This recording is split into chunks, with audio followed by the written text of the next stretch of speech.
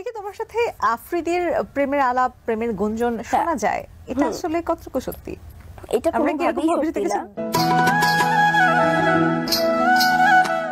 দর্শকদের আগ্রহের শেষ নেই প্রার্থনা ফারদিন দিঘিকে নিয়ে। তাকে নিয়ে বছর জুড়েই চলে আলোচনা সমালোচনা।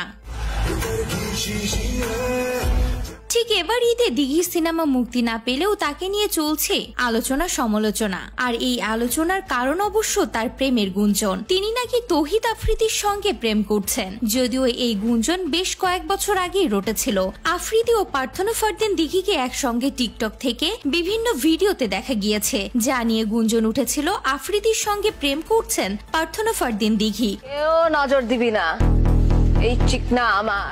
যদিও আফ্রিদি বরাবরই বলে গিয়েছেন দিঘি শুধুমাত্র আমার বন্ধু, এর বাইরে আর কিছুই নয়। অবশেষে তৌহিদ আফ্রিদির সঙ্গে প্রেম নিয়ে সত্য প্রকাশ করলেন প্রার্থনা ফারদিন দিঘি। ছোটবেলায় একটি বিজ্ঞাপনে কাজ করে সবার নজরে আসেন প্রার্থনা ফারদিন দিঘি। তবে তিনি একসময় জনপ্রিয় প্রয়াত নায়িকা দোয়েলের মেয়ে। মার থেকে পেয়েছেন অভিনয়ের গুণ। তিনি বর্তমানে সবার প্রিয় নায়িকা হয়ে বিনোদন জগতে কাজ করে যাচ্ছেন সফলতার সঙ্গে। তবে শোনা যাচ্ছে তিনি প্রেমও করছেন। এ বিষয়ে দিঘি নিজে কথা বলেছেন। এবারের ঈদে বেসরকারি টেলিভিশনে কথা বলতে গিয়ে তিনি বলেন তার পছন্দ ও অপছন্দের কথা।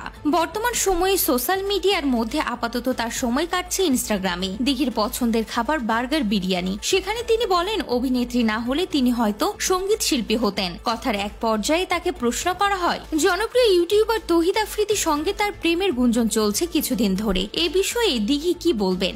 এটা কি সত্যি নাকি সম্পূর্ণই গুজব? এর উত্তরে দিঘি জানান সম্পূর্ণ মিথ্যা কথা। এটা তৌহিদ আফ্রিদি নিজেও বলবে, সে শুধুই আমার বন্ধু, এর বাইরে আমাদের মধ্যে কোনো সম্পর্ক নেই। ও আমার খুব ভালো একজন বন্ধু, বরাবরের মতোই প্রথম থেকে শেষ পর্যন্ত। প্রসঙ্গত তৌহিদ আফ্রিদির সঙ্গে প্রার্থনা ফারদিন দিঘিকে বেশ কয়েকটি টিকটকে দেখা গিয়েছিল।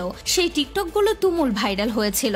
এমনকি আফ্রিদিকেও দেখা গিয়েছিল তার বিভিন্ন লাইভ ভিডিওতে দিঘিকে পাশে রাখতে। আর জানিয়ে শুরু হয়েছিল তাদের প্রেমের গুঞ্জন। তবে বরাবরই তারা খোলসা করে বলেছেন তারা প্রেমের সম্পর্কে নেই, বরং তাদের বন্ধুত্ব সুলভ সম্পর্ক।